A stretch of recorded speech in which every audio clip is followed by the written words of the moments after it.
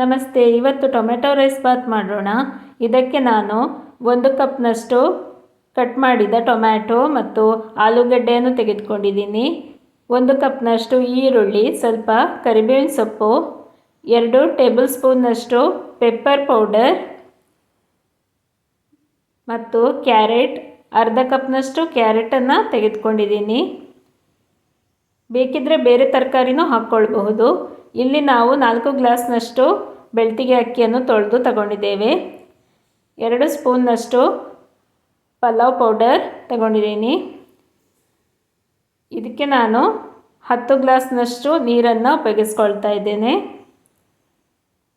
ನೀರಿಗೆ ಉಪ್ಪು, ರುಚಿಗೆ ತಕ್ಕಷ್ಟು ನಾವಿಲ್ಲಿ ಕಲ್ಲುಪ್ಪನ್ನು ಹಾಕ್ಕೊಳ್ತಾ ಇದ್ದೇವೆ. 3 ಸ್ಪೂನ್ನಷ್ಟು ಕಲ್ಲುಪ್ಪನ್ನು ನೀರಿಗೆ ಹಾಕ್ಕೊಂಡಿದ್ದೇವೆ. ಈಗ ಕುಕ್ಕರನ್ನು ಗ್ಯಾಸ್ ಸ್ಟವ್ ಮೇಲೆ ಇಟ್ಟು ಸ್ಟವನ್ನು ಆನ್ ಮಾಡಿಕೊಳ್ಬೇಕು. ನಾವಿಲ್ಲಿ ದೊಡ್ಡ ಪ್ರಮಾಣದಲ್ಲಿ ರೈಸ್ ಬಾತನ್ನು ಮಾಡ್ತಾ ಇದ್ದೇವೆ. ನೀವು ನಿಮಗೆ ಬೇಕಾದಷ್ಟು ಪ್ರಮಾಣದಲ್ಲಿ ಮಾಡಿಕೊಳ್ಳಿ. ಎಣ್ಣೆ ಮತ್ತು ತುಪ್ಪವನ್ನು ಹಾಕ್ಕೊಳ್ತಾ ಇದ್ದೇವೆ. ನಾವು 2 ಟೇಬಲ್ ಸ್ಪೂನ್ನಷ್ಟು ತೆಂಗಿನೆಣ್ಣೆ ಮತ್ತು 2 ಟೇಬಲ್ ಸ್ಪೂನ್ನಷ್ಟು ತುಪ್ಪವನ್ನು ಹಾಕ್ಕೊಂಡಿದ್ದೇವೆ. ನೀವು ತುಪ್ಪದಲ್ಲೇ ಮಾಡ್ತಾ ಇದ್ದರೆ ತುಪ್ಪದಲ್ಲೇ ಮಾಡ್ಕೊಳ್ಬಹುದು, ಅಥವಾ ಎಣ್ಣೆಯನ್ನು ಮಾತ್ರ ಉಪಯೋಗಿಸ್ತಿದ್ರೆ ಹಾಗೂ ಮಾಡ್ಕೊಳ್ಬಹುದು. ಈಗ ಒಗ್ಗರಣೆಗೆ ಸಾಸಿವೆ, ಉದ್ದಿನಬೇಳೆ, ಕರಿಬೇವಿನ ಸೊಪ್ಪು ಎಲ್ಲ ಹಾಕ್ಕೊಳ್ಬೇಕು. ಸಾಸಿವೆನ ಹಾಕ್ಕೊಂಡಿದ್ದೀವಿ. ಈಗ ಉದ್ದಿನಬೇಳೆಯನ್ನು ಹಾಕ್ಕೊಳ್ತಾ ಇದ್ದೇವೆ.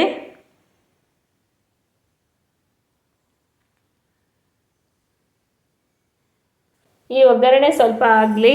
ಆಮೇಲೆ ಕೆಂಪು ಮೆಣಸನ್ನು ಹಾಕ್ಕೊಂಡಿದ್ದೇವೆ. ಇದು ಸ್ವಲ್ಪ ಮತ್ತೇ ಹಾಕ್ಕೋಬೇಕು. ಸಾಸಿವೆ ಸಿಡಿದಿದೆ. ಈಗ ಈರುಳ್ಳಿಯನ್ನು ಹಾಕ್ಕೊಳ್ಳೋ ಸಮಯ.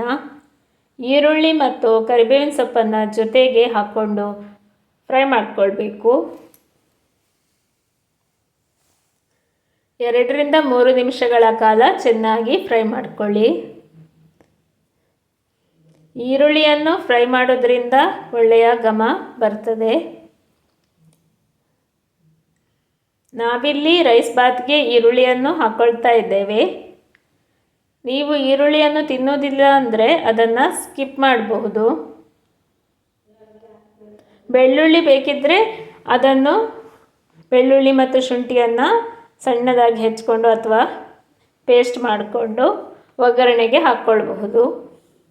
ನಾವು ಇವತ್ತು ಈರುಳ್ಳಿಯನ್ನು ಮಾತ್ರ ಹಾಕ್ಕೊಂಡಿದ್ದೇವೆ. ಹಾಕ್ಕೊಂಡು ಈ ಥರ ಚೆನ್ನಾಗಿ ಫ್ರೈ ಮಾಡಿಕೊಳ್ಬೇಕು. ಬೇಕಿದ್ದರೆ ಸ್ವಲ್ಪ ಪುಡಿ ಉಪ್ಪನ್ನು ಸೇರಿಸ್ಕೊಳ್ಬಹುದು. ಹಾಗಿದ್ದರೆ ಈರುಳ್ಳಿ ಬೇಗನೆ ಫ್ರೈ ಆಗ್ತದೆ. ಈರುಳ್ಳಿ ಫ್ರೈ ಆದರೆ ಸಾಕು. ತುಂಬ ಟ್ರಾನ್ಸ್ಪರೆಂಟ್ ಆಗೋ ತನಕ ಫ್ರೈ ಮಾಡಿಕೊಳ್ಬೇಕು ಅಂತ ಇಲ್ಲ. ನಿಮಗೆ ಬೇಕಿದ್ದರೆ ಮಾಡಿಕೊಳ್ಬಹುದು, ಆಪ್ಷನಲ್. ಯಾರೆಲ್ಲ ನನ್ನ ವಿಡಿಯೋವನ್ನು ಸಬ್ಸ್ಕ್ರೈಬ್ ಮಾಡದೆ ನೋಡ್ತಾ ಇದ್ದೀರಾ, ದಯವಿಟ್ಟು ಸಬ್ಸ್ಕ್ರೈಬ್ ಮಾಡಿಕೊಳ್ಳಿ. ಬೆಲ್ಲೈಕನನ್ನು ಪ್ರೆಸ್ ಮಾಡಿ. ಇದರಿಂದ ನಾನು ಹಾಕುವ ಹೊಸ ವಿಡಿಯೋಗಳ ನೋಟಿಫಿಕೇಷನ್ ನಿಮಗೆ ಬೇಗನೆ ಸಿಗ್ತದೆ. ವಿಡಿಯೋವನ್ನು ಲೈಕ್ ಮಾಡೋದನ್ನು ಮರಿಬೇಡಿ. ಇದರಿಂದ ಚಾನೆಲ್ ಗ್ರೋ ಆಗಲಿಕ್ಕೆ ನಮಗೆ ತುಂಬ ಹೆಲ್ಪ್ ಆಗ್ತದೆ. ಇನ್ನು ಇದಕ್ಕೆ ಪರಿಮಳಕ್ಕೆ ಹಾಕುವ ಪೌಡರನ್ನು ಹಾಕ್ಕೊಳ್ಬೇಕು. ಇಲ್ಲಿ ನಾವು ಪಲಾವ್ ಪೌಡರನ್ನು ಹಾಕ್ಕೊಳ್ತಾ ಇದ್ದೇವೆ. ನಾವು ಮನೆಯಲ್ಲೇ ತಯಾರಿಸಿದ ಪಲಾವ್ ಪೌಡರನ್ನು ಹಾಕ್ಕೊಳ್ತಾ ಇದ್ದೇವೆ.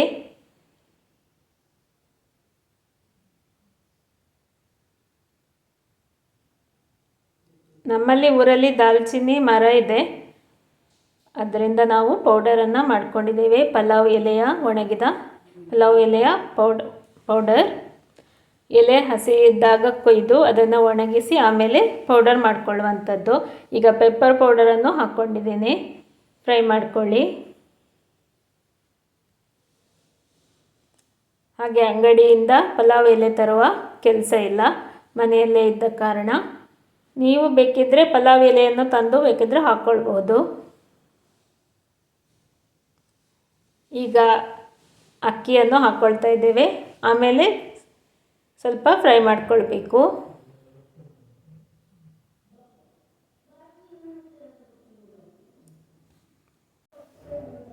ಈ ಥರ ಫ್ರೈ ಮಾಡಿಕೊಳ್ಳಿ.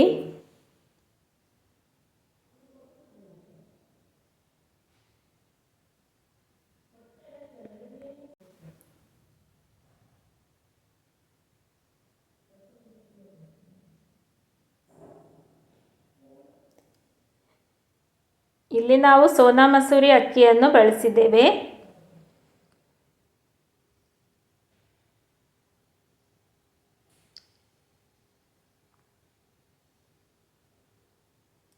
ಅಕ್ಕಿ ಫ್ರೈ ಆದಮೇಲೆ ತರಕಾರಿಗಳನ್ನು ಹಾಕ್ಕೊಳ್ಳುವಂಥದ್ದು.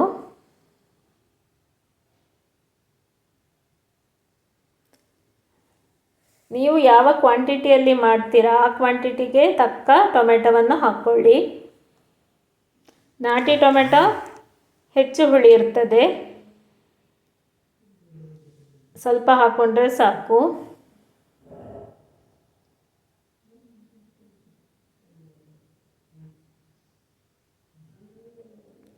ನಾನು ನನ್ನ ಚಾನೆಲಲ್ಲಿ ಅಕ್ಕಿ ಉಪ್ಪಿಟ್ಟಿನ ರೆಸಿಪಿಯನ್ನು ಹಾಕಿದ್ದೆ, ನೋಡಿಲ್ಲ ಅಂದರೆ ನೋಡ್ಕೊಂಡು ಬನ್ನಿ.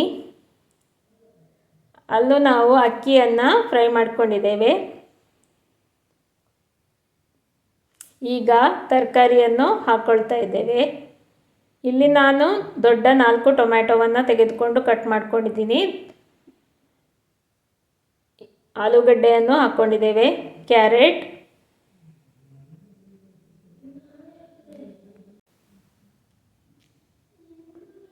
ಚೆನ್ನಾಗಿ ಮಿಕ್ಸ್ ಮಾಡ್ಕೊಳ್ಳಿ.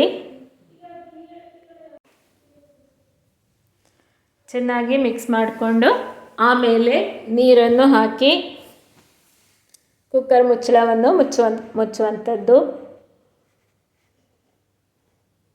ನಾವು ನೀರಿಗೆ ಉಪ್ಪನ್ನು ಹಾಕಿ ಇಟ್ಟಿದ್ದೇವೆ ಕರಗಲಿ ಅಂತ. ಬೇಕಿದ್ದರೆ ಅದನ್ನು ಕುದಿಲಿಕ್ಕೂ ಇಡಬಹುದು. ಆಗ ಉಪ್ಪು ಚೆನ್ನಾಗಿ ಕರಗ್ತದೆ, ನೀರು ಬಿಸಿಯಾಗಿರ್ತದೆ, ಕುಕ್ಕರ್ ವಿಸಿಲ್ ಬೇಗನೆ ಬರ್ತದೆ. ನಾವು ಇವತ್ತು ನೀರನ್ನು ಬಿಸಿಯಾಗಲಿಕ್ಕೆ ಇಟ್ಟಿಲ್ಲ, ನೀರನ್ನು ಹಾಕ್ಕೊಳ್ತಾ ಇದ್ದೇವೆ. ಕೆಲವೊಮ್ಮೆ ನಾವು ಬಿಸಿ ನೀರನ್ನೇ ಹಾಕ್ಕೊಳ್ತೇವೆ.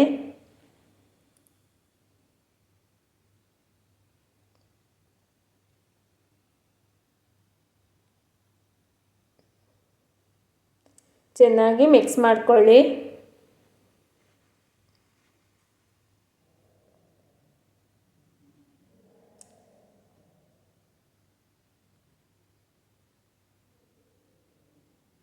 ಇಲ್ಲಿ ನಾವು ಕಲ್ಲುಪ್ಪನ್ನು ಬಳಸಿದ್ದೇವೆ. ನೀವು ಯಾವ ಉಪ್ಪನ್ನು ಹಾಕ್ತೀರಾ ಅದೇ ಉಪ್ಪನ್ನು ಹಾಕ್ಕೊಳ್ಳಿ. ಬೇಕಿದ್ದರೆ ಸ್ವೀಟಾಗಿ ಬೇಕಿದ್ದರೆ 1-2 ಸ್ಪೂನ್ನಷ್ಟು ಸಕ್ಕರೆಯನ್ನು ಬೇಕಿದ್ದರೆ ಹಾಕ್ಕೊಳ್ಬಹುದು.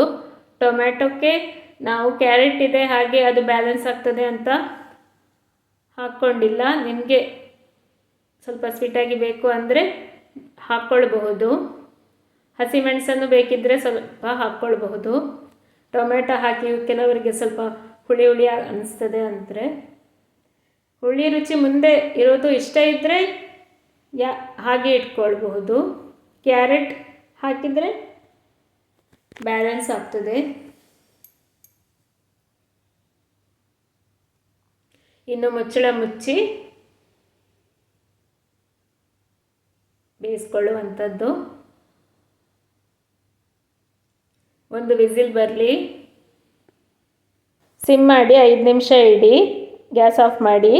ಪ್ರೆಷರ್ ಹೋದ್ಮೇಲೆ ಕುಕ್ಕರ್ ಮುಚ್ಚಳ ತೆಗೆದ್ರೆ ಈ ಥರ ರುಚಿಯಾದ ರೈಸ್ ಬಾತ್ ರೆಡಿ ಆಗ್ತದೆ. ಆಮೇಲೆ ಚೆನ್ನಾಗಿ ನಿಧಾನಕ್ಕೆ ಈ ಥರ ಮಿಕ್ಸ್ ಮಾಡಿ. ಈ ವಿಡಿಯೋ ನಿಮಗೆ ಇಷ್ಟವಾಗಿದ್ದಲ್ಲಿ ನನ್ನ ಚಾನೆಲನ್ನು ಲೈಕ್, ಶೇರ್, ಸಬ್ಸ್ಕ್ರೈಬ್ ಮಾಡಿ. ಧನ್ಯವಾದಗಳು ಮತ್ತು ಎಲ್ಲರಿಗೂ ಶುಭ ದಿನ.